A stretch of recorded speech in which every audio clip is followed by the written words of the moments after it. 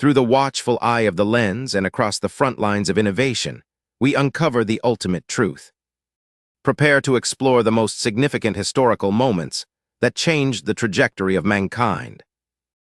Officer, why was I stopped? Stolen vehicle report, license and registration. Now, what's the report number? I'm not debating with you. Hand over your documents. I need to know why I'm being detained. You're making this harder than it needs to be. I'm asking a simple legal question. Judge Jennifer Harold was 2 miles from home when Sheriff Samuel Hemsworth's patrol lights lit up behind her. She hadn't been speeding, hadn't run any lights, hadn't violated a single traffic law. She was a federal judge about to become the target of the kind of racial profiling she'd spent her career fighting against. What Hemsworth didn't know, 5 cameras were capturing everything he was about to do. The woman he was pulling over could seal federal indictments that toppled criminal organizations. The briefcase sitting on her passenger seat contained classified documents that would trigger a national security response within minutes. And the fabricated traffic stop he was conducting would unravel a 15-year criminal enterprise, end with 52 years in federal prison, and result in $35 million in damages, all of which would fund the very organizations working to end police corruption. If you're ready to see how one woman dismantled institutional racism with nothing but composure and evidence, like this video and drop a comment telling me where you're watching from. And if this is your first time here, hit that subscribe button right now because you won't want to miss tomorrow's story of people who messed with the absolute wrong person. Let's continue. Judge Jennifer Harold was 42 years old. She had graduated in the top 5% of her class from Georgetown Law School, spent 8 years as a federal prosecutor with a 94% conviction rate on public corruption cases, and clerked for the Fourth Circuit Court of Appeals. Her appointment to the federal bench 4 years earlier had survived Senate confirmation hearings so rigorous they had examined her college parking tickets. She presided over cases involving organized crime, government corruption, and national security matters. She had the authority to classify court proceedings, issue warrants that could freeze assets across international borders, and make decisions that set legal precedent affecting millions of lives. On this particular Thursday afternoon in October, Harold was driving home from the federal courthouse in Houston, taking her usual route through the quiet suburbs. Personal vehicle, a midnight blue Lexus LS 500 she had purchased after 3 years of careful saving from her federal salary. Texas plates clearly visible. She wore a tailored charcoal suit, pearl earrings, and the small federal judiciary lapel pin on her collar that identified her to those who knew what to look for. She had spent the morning reviewing classified briefings on a counterterrorism case. The documents sat in her briefcase on the passenger seat, each one stamped with security classifications that made them federal property under strict handling protocols. She was mentally reviewing her evening schedule, thinking about picking up groceries, when the blue and red lights appeared in her rearview mirror. That was when Sheriff Samuel Hemsworth of Kendall County decided to pull her over. Harold signaled and pulled into a bank parking lot, following proper procedure. She placed both hands on the steering wheel at 10 and 2 o'clock and waited. Her dash cam activated automatically, a standard security measure for federal judges who made decisions that affected powerful people. Hemsworth approached with body language that spoke of authority assumed rather than earned, hand hovering near his service weapon, aviator sunglasses concealing his eyes, shoulders tight, jaw set in an expression that suggested judgments had already been made. He demanded her license and registration without preamble. Harold's voice carried the same measured authority that commanded federal courtrooms. She asked why she had been stopped. Hemsworth's response came without hesitation. Multiple reports of a stolen Lexus in the area. Her vehicle matched the description. Harold's legal training activated instantly. Stolen vehicle reports were documented, time-stamped, and verifiable through dispatch within seconds. The claim was either legitimate or fabricated. There was no middle ground. She asked calmly for the report number. Hemsworth's jaw tightened. He repeated his demand for license and registration, voice harder this time. Harold announced each movement as she reached slowly for her purse on the passenger seat. Her fingers found the leather wallet that contained her Texas driver's license and her federal judicial identification. She withdrew both documents and extended them through the window. The federal credentials were unmistakable. Official seal of the United States District Court embossed in gold. Photograph. Full name, Jennifer Marie Harold. Title, United States District Judge, Southern District of Texas. lifetime appointment designation, security features designed to prevent forgery. Hemsworth examined the credentials for approximately 4 seconds. His expression remained unchanged, skeptical, hostile, dismissive in equal measure. His assessment was delivered with finality. The credentials could be fake. She needed to step out of the vehicle. Harold felt something cold settle in her chest. She had spent 8 years prosecuting civil rights violations. She knew exactly what was happening. She had seen it in case files, in victim testimony, in patterns of discriminatory enforcement that prosecutors documented with statistical precision. She had never imagined experiencing it herself. She stated clearly that the credentials were issued by the United States District Court. They could be verified immediately through federal databases. Her vehicle registration was current and legitimate. There was no legal basis for the stop to continue. Hemsworth's response was a command, not a request. Step out of the vehicle. Don't make me ask again. What neither of them knew, they were being recorded from 5 different angles. Harold's dashcam captured everything through the windshield in high definition. The bank's security system monitored the parking lot from 3 different positions, each camera covering overlapping fields of view with timestamps synchronized to the second. And across the street, a construction worker named David Ellis sat in his truck eating lunch. He had noticed the traffic stop, thought the officer's aggressive posture looked wrong, and pulled out his phone to record. Harold complied with the order. She opened her door slowly, stepped out with deliberate movements, and stood beside her Lexus with her hands visible at her sides. Her mind was already cataloging details with the precision that had made her one of the most meticulous judges in the Southern District. Time, 3:58 p.m. Location, Westheimer Road, 6 miles from the federal courthouse. Witnesses, at least 3 bank customers within visual range. Construction worker across the street, bank employees visible through windows. Hemsworth radioed for backup. His voice carried across the parking lot, professional bureaucratic language that completely misrepresented reality. Suspicious vehicle stop. Subject claiming to be a federal judge but unable to explain why she was driving a $60,000 luxury car. Harold's correction was immediate and clear. She had never stated she couldn't explain her vehicle.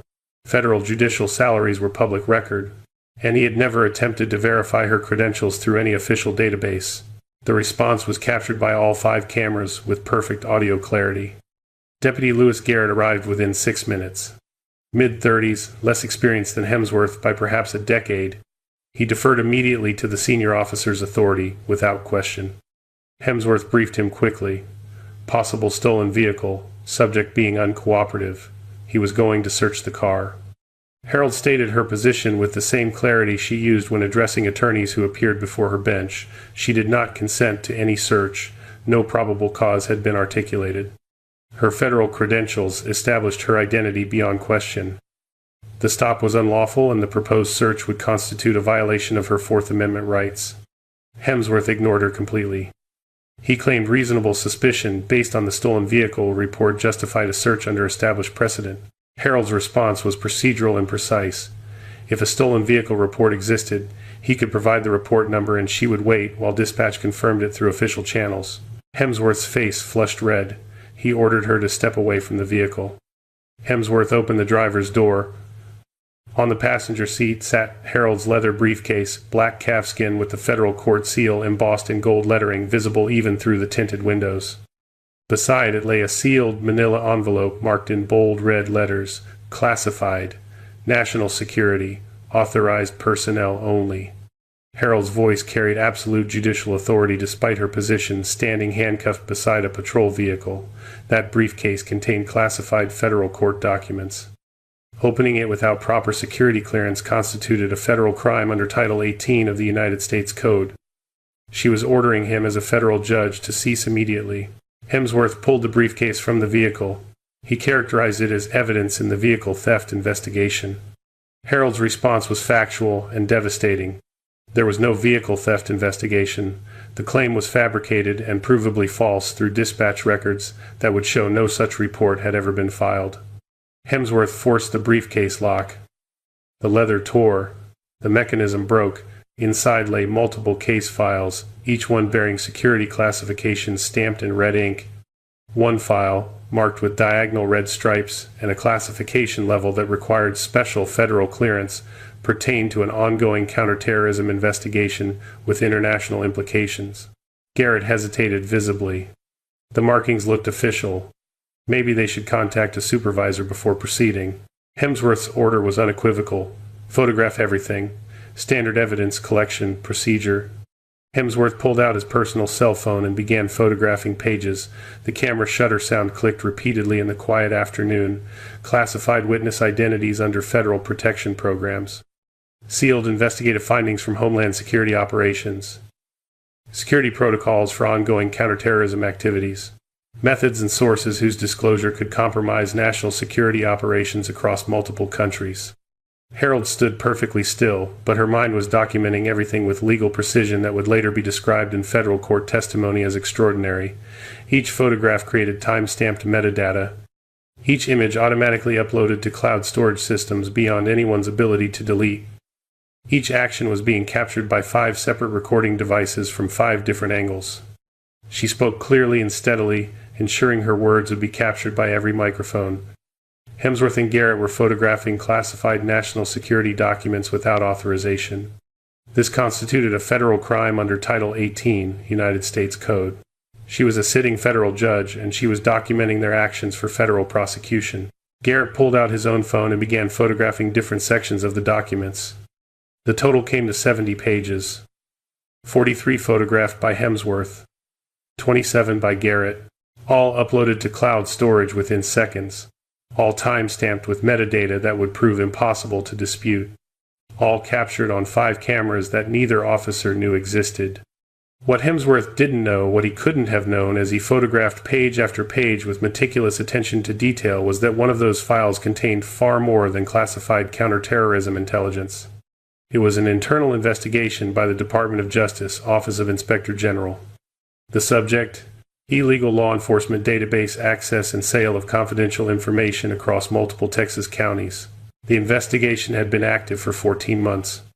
It had identified patterns of unauthorized queries, traced payments through banking systems, and documented a criminal enterprise that had operated for 15 years. On page 7 of that investigation, in a document marked with the highest level of classification, appeared a name typed in precise legal formatting: Sheriff Samuel Hemsworth, Kendall County. He had just photographed evidence of the federal investigation into his own criminal activities, with metadata showing exact timestamps, with cloud backups creating permanent records, with 5 cameras capturing every moment. He hadn't profiled a random black woman driving a car he thought she couldn't afford. He had profiled the federal judge who would have eventually presided over his criminal trial, and he had just handed her irrefutable evidence of federal obstruction to add to the charges that would end his career and his freedom. The handcuffs clicked onto Harold's wrists with excessive force. Hemsworth tightened them deliberately, metal biting into skin, leaving marks that would still be visible hours later when federal photographers documented every detail as evidence. Across the parking lot, 3 bank customers had stopped their activities entirely, frozen in various states of shock as they watched a woman in a business suit being arrested beside a luxury vehicle. One woman had her phone out, recording. The construction worker across the street had never stopped filming. Harold was placed in the back seat of Hemsworth's patrol vehicle. The plastic was hard and uncomfortable. The cage separating front from back created a physical barrier that would later be described in legal filings as symbolically appropriate, a barrier between law enforcement authority and judicial oversight, between power assumed and power accountable. Her mind was already 3 steps ahead. Federal marshals would be mobilized within minutes of her missing a mandatory security check-in. Every action had been documented by multiple recording systems. Every photograph had created evidence with timestamps impossible to dispute. The legal framework for federal prosecution was building itself with the precision of a case she might have overseen from the bench. The drive to Kendall County Sheriff's Department took 18 minutes. Harold sat in silence, mentally reviewing federal statutes with the same attention to detail she applied to every case that came before her court. Time was now 4:12 p.m. 14 minutes past her scheduled check-in. At the federal courthouse in Houston, Judicial Assistant Robert Stevens checked his watch for the 3rd time. 4:12 p.m. Judge Harold's mandatory security check-in had been scheduled for precisely 4 o'clock. He tried her cell phone. The call went directly to voicemail. Stevens had worked for federal judges for 19 years. He understood their patterns, their reliability, their adherence to security protocols that existed for reasons carved from hard experience. Judge Harold was known throughout the Southern District for punctuality that bordered on obsessive. She confirmed appointments hours in advance. She returned calls within minutes. She had never, not once in 4 years, missed a scheduled security check-in without prior notification. He waited exactly 2 minutes and tried again. 4:14 p.m. Voicemail. At 4:15 p.m., Stevens activated the protocol that existed specifically for this scenario.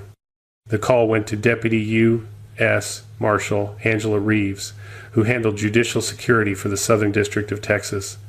Reeves had spent 16 years protecting federal judges from threats that ranged from disgruntled defendants to organized crime organizations to foreign intelligence services.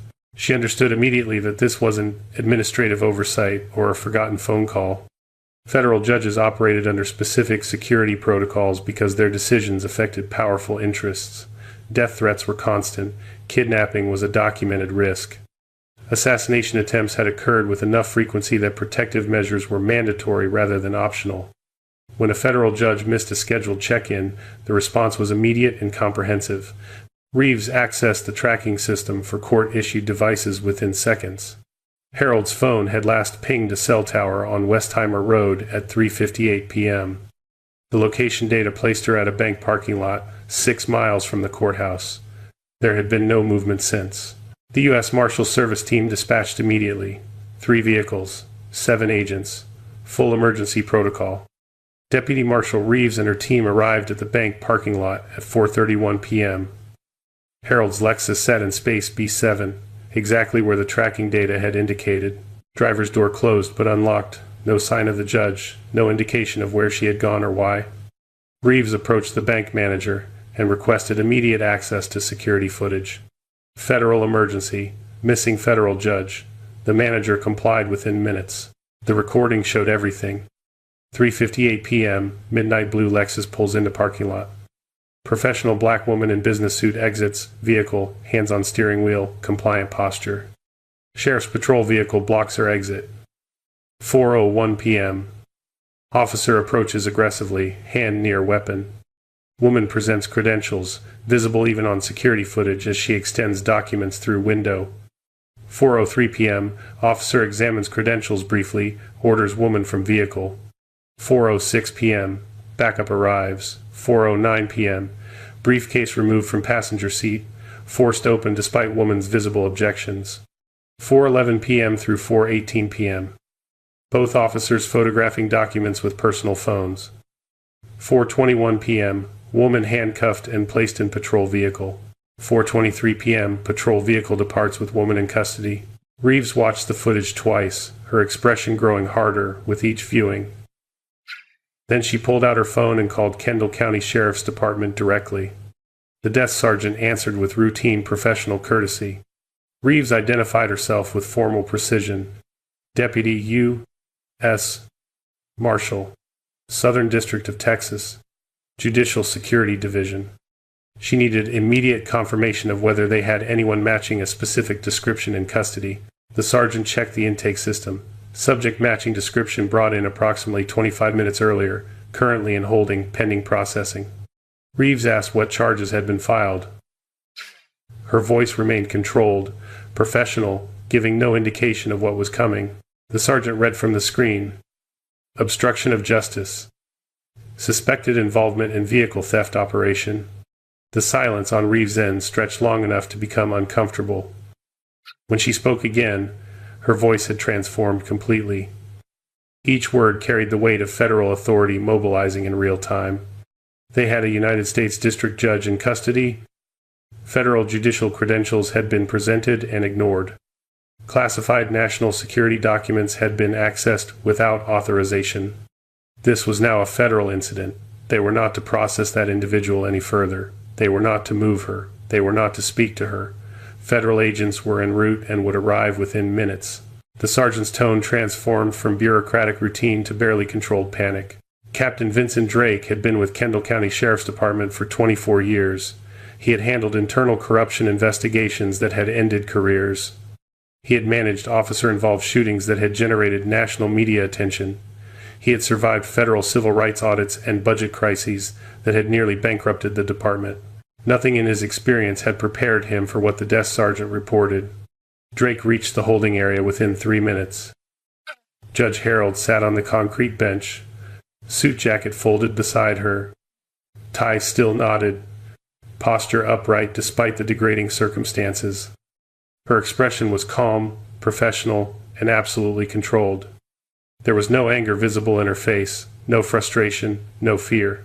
Only the kind of composed authority that made Drake's prepared apologies die in his throat. He began to speak. "Judge Harold, I am so." She interrupted with a single question, delivered with the same tone she used when questioning attorneys who appeared unprepared before her bench. Where were the documents that had been photographed from her briefcase?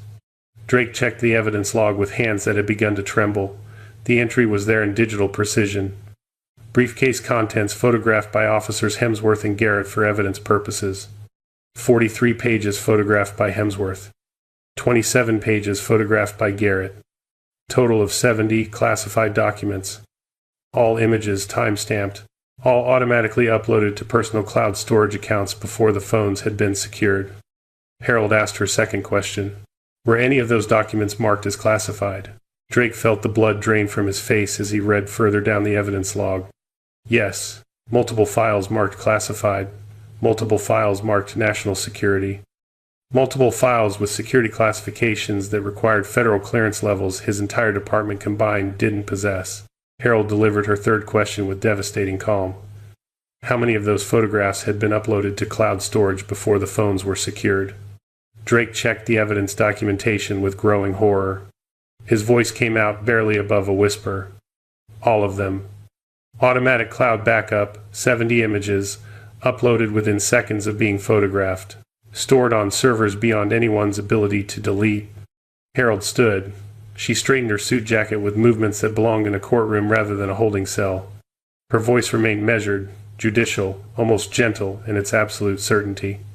Sheriff Hemsworth and Deputy Garrett had committed multiple federal crimes: unauthorized access to classified national security information, obstruction of federal judicial proceedings, violation of court-sealed documents under federal protection. Each violation carried mandatory minimum sentences measured in years rather than months. She paused deliberately before delivering the detail that transformed everything.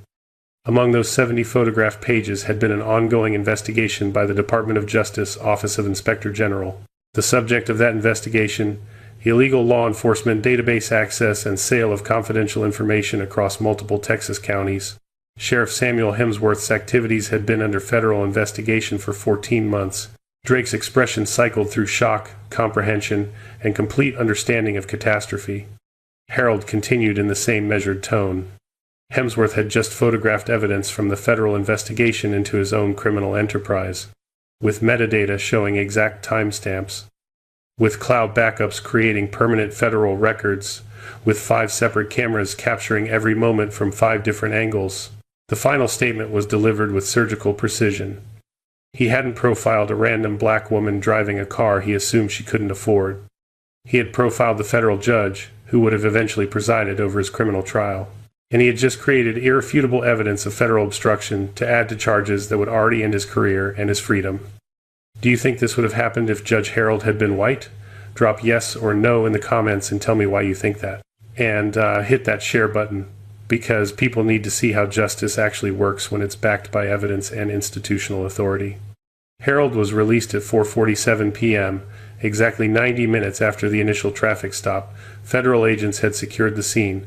Every phone had been seized. Every camera had been identified.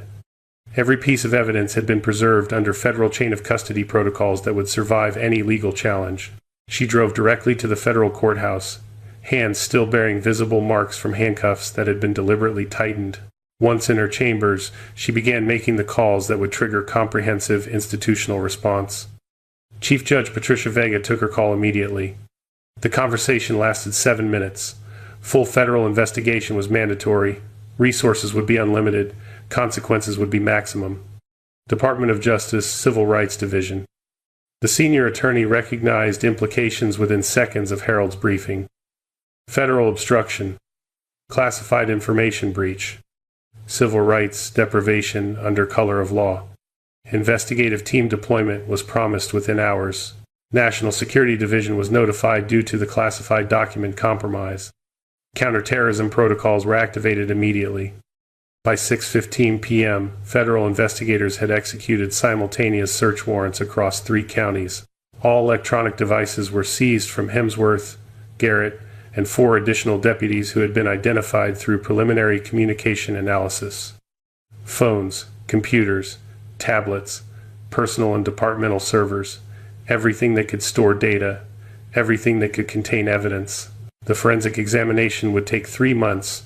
What they found would exceed even the federal investigators' initial expectations. 623 traffic stops conducted by Hemsworth over 15 years. 91% had involved minority drivers.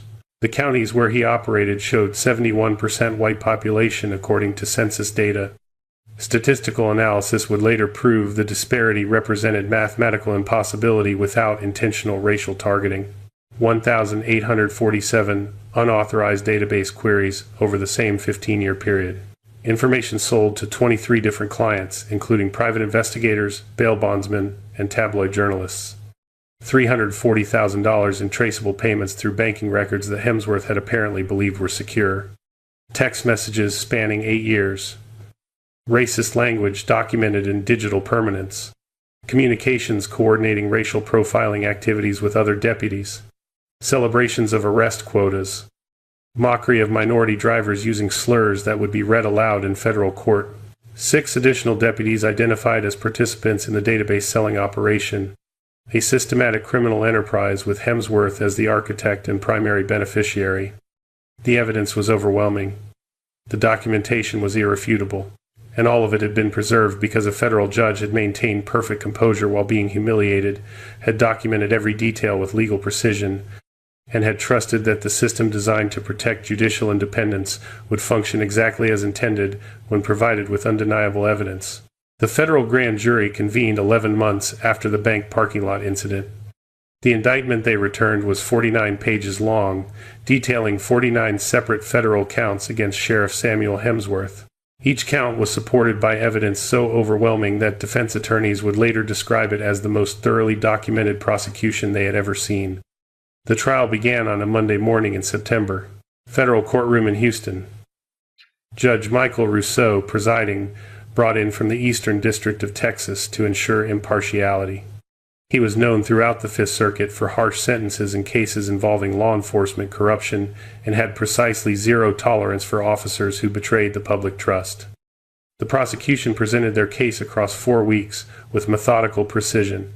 Every piece of evidence was introduced with careful attention to chain of custody. Every witness was prepared to withstand aggressive cross-examination. Every exhibit told a story of systematic abuse that had operated for 15 years while department supervision had looked the other way. Video evidence came first. 5 camera angles from the bank parking lot synchronized to show the same events from different perspectives. High-definition footage showing Harold's Lexus pulling into the parking lot at 3:58 p.m. Crystal clear audio of Harold asking why she had been stopped. Hemsworth's claim about a stolen vehicle report. Harold presenting federal credentials. Hemsworth examining them for 4 seconds before dismissing them as potentially fake. The forced search of the briefcase despite Harold's explicit denial of consent. 70 photographs being taken of classified documents over the course of 9 minutes. The defense had no effective response to video evidence that had been authenticated by 5 different sources. Forensic evidence followed. Computer crimes specialists testified about metadata extraction from the 70 photographs. Each image contained GPS coordinates placing Hemsworth at the exact location where the stop had occurred. Each image contained timestamps accurate to the second. Each image had been automatically uploaded to cloud storage, creating permanent records that existed on servers in 3 different states before Hemsworth had even returned to his patrol vehicle. Banking records traced $340,000 in payments to Hemsworth over 15 years. 23 different sources. Private investigators paying for background checks that required law enforcement database access. Bail bondsmen paying for arrest information that gave them competitive advantages.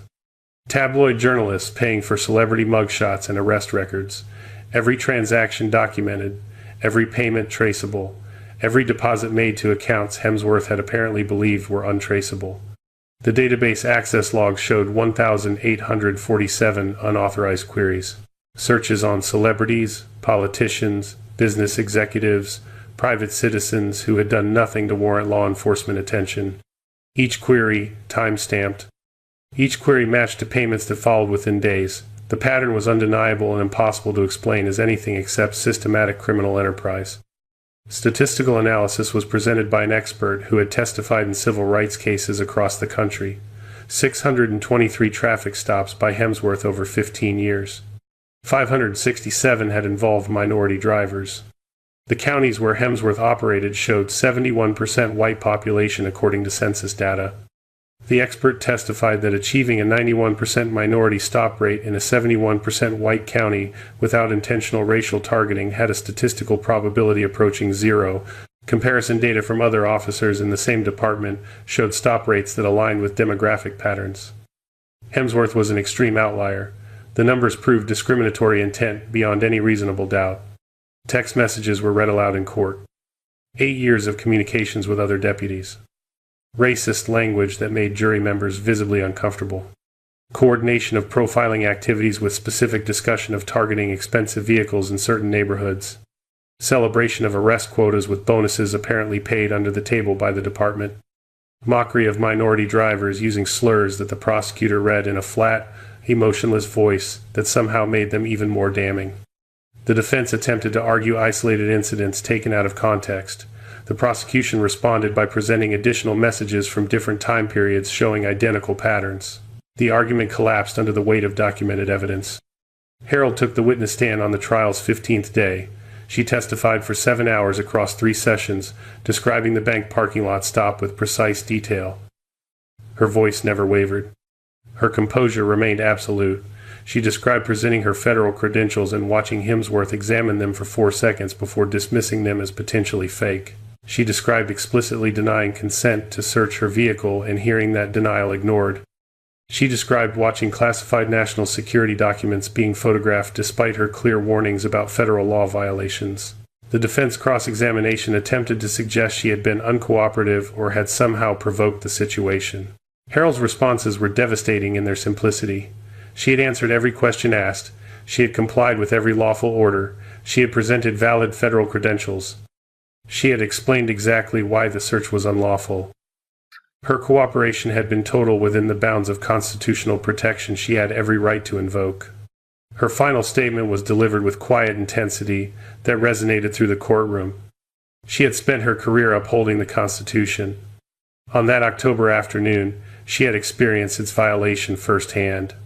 Not because she had committed any crime, not because she had acted suspiciously, but because of the color of her skin and the car she drove. 29 other victims testified over the following week. A woman who had lost custody of her children after a fabricated arrest led to Child Protective Services involvement. An elderly man who had been hospitalized after being thrown to the ground during a pretextual stop. A young entrepreneur whose business had failed after bogus charges destroyed his reputation.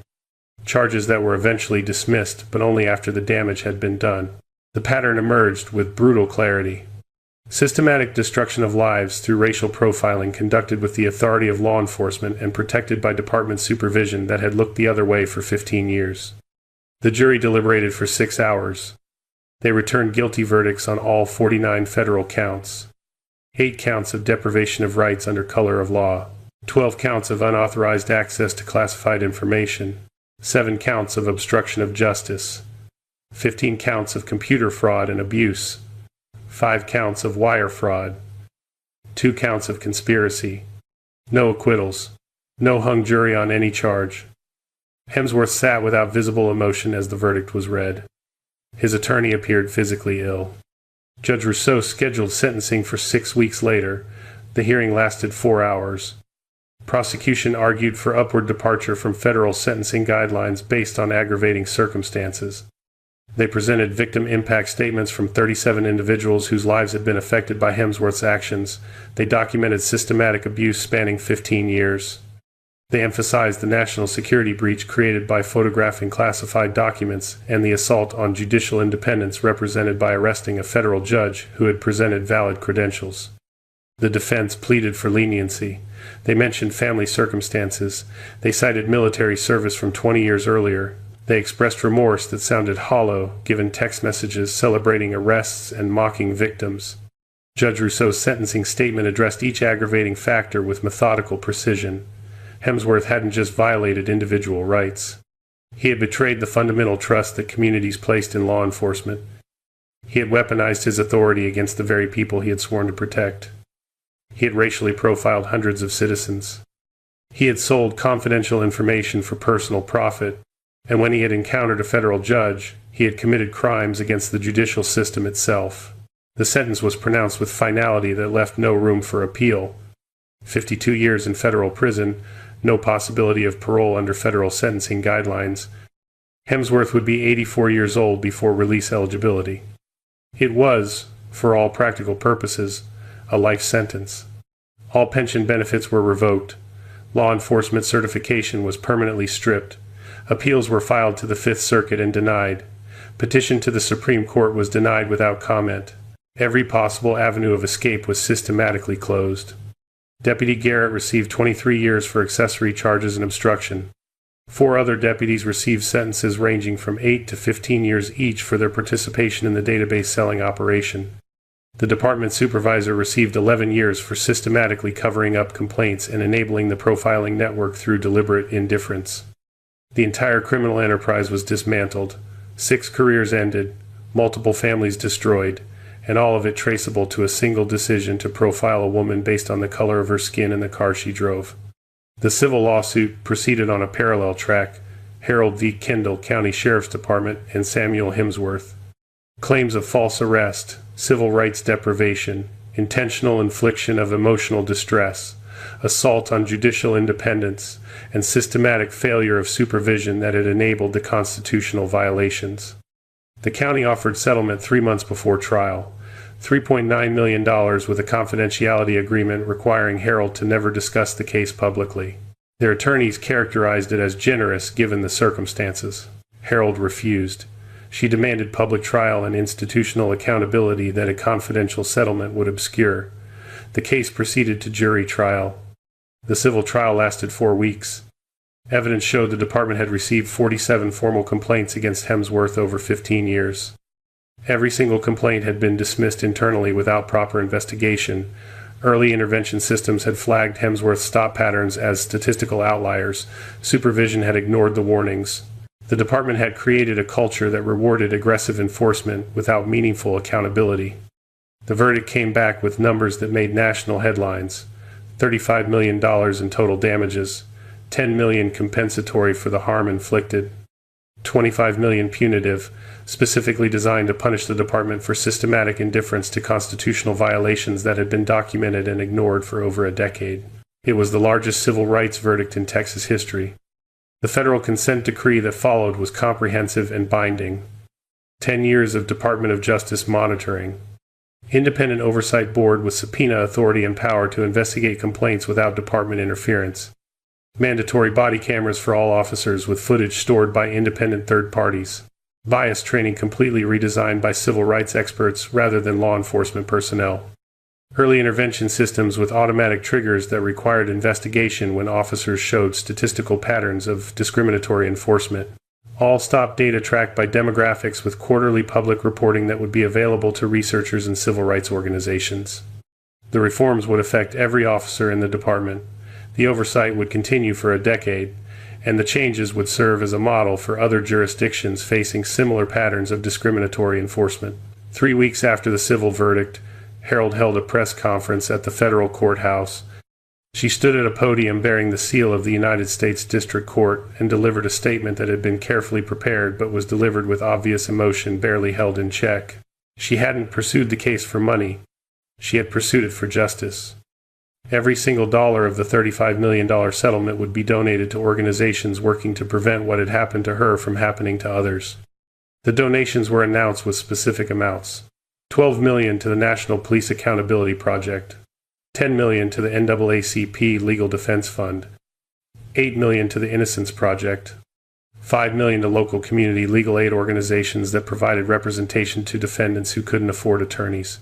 The entire settlement, Not a dollar kept for personal use. All of it channeled into systemic reform.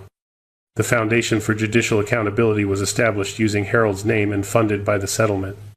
Its mission focused on 3 areas: funding appeals for wrongful convictions, providing legal aid to those unable to afford representation, and developing training programs for law enforcement and judicial officers. The Foundation's results over the following 3 years exceeded even optimistic projections. 24 wrongfully convicted individuals were freed, their cases overturned based on evidence the Foundation's investigators uncovered. Legal representation was provided to over 400 defendants facing charges similar to those Hemsworth had fabricated minor traffic stops that had escalated into serious charges through patterns of discriminatory enforcement. Model legislation developed by the Foundation was adopted by 9 states. The reforms addressed early intervention systems, independent oversight, and public reporting of stop data. Federal judicial conferences began using the case as a teaching tool for maintaining security protocols and responding to threats against judicial independence. FBI training programs incorporated the case into civil rights violation modules. The transformation was comprehensive. What had begun as a single act of racial profiling had exposed a 15-year criminal enterprise and created institutional reforms that would affect thousands of cases across multiple states. The final image crystallized the complete reversal. Hemsworth in federal prison, stripped of authority and freedom, serving a sentence that would end only with death. Uniform replaced by prison clothing. Authority reduced to nothing. Freedom measured in decades that would never be experienced. Harold in judicial robes, continuing to serve from the federal bench with the same composed authority she had demonstrated while handcuffed in a bank parking lot. Still presiding over cases affecting millions of lives. Still making decisions that set legal precedent. Still embodying the principle that justice properly administered could survive any assault and emerge stronger. Sometimes justice wasn't just served. Sometimes it was delivered with 52 years of consequences and a $35 million investment in preventing it from ever happening again. If you like this video, make sure to hit that like button, subscribe, and turn on the notification bell so you don't miss the next story. Share this video with someone who would appreciate it, and let's keep building this community together. And before you go, drop a comment below. I'd love to hear your thoughts on what stood out to you the most. Until next time, stay safe, stay curious, and I'll see you in the next. Every official report and carefully curated archive carries a profound narrative eagerly waiting for an audience. At the very core of every narrative is the fundamental, unwavering search for truth. We sincerely thank you for taking the time to seek that truth with us today.